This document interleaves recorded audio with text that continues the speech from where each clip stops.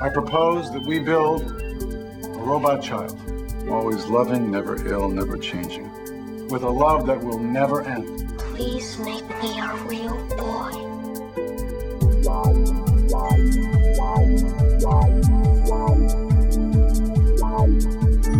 The main story is sort of a basic story set in a really complex background, and there's a lot of themes and meanings you can take away depending on how you feel with this film.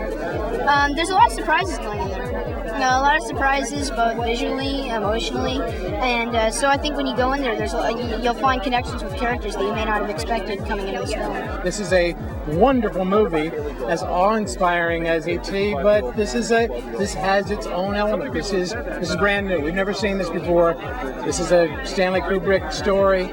This is a Steven Spielberg movie, but it doesn't pretend to be anything other than it is, which is very, very thought-provoking and wonderful. It asks questions that it doesn't answer, and I think that's the obligation of art. I wouldn't want anybody under 13 to see it, I think, because that kind of scene is kind of real, and you wouldn't want anyone kid to kind of see it. So be over 13 before you see this movie. I think that we shouldn't put it past kids at this age to figure out the themes of this film.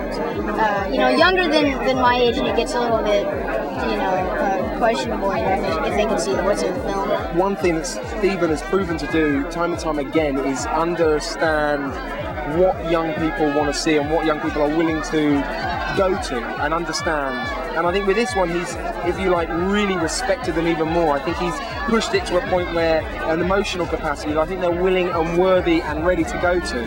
And if anything, I think it's a challenge to parents to understand that kids are capable of understanding this kind of a film and this kind of an emotional journey. This is not E.T., but this is also not Saving Private Ryan. This is a PG-13 movie that I think I would take my 9, 10, 11-year-old to see, but I would take them to see it with me sitting there next to them. I think the age of this is up to the parents. This is a very thought-provoking movie, and I think only parents know their children and know what their children are capable of handling mentally.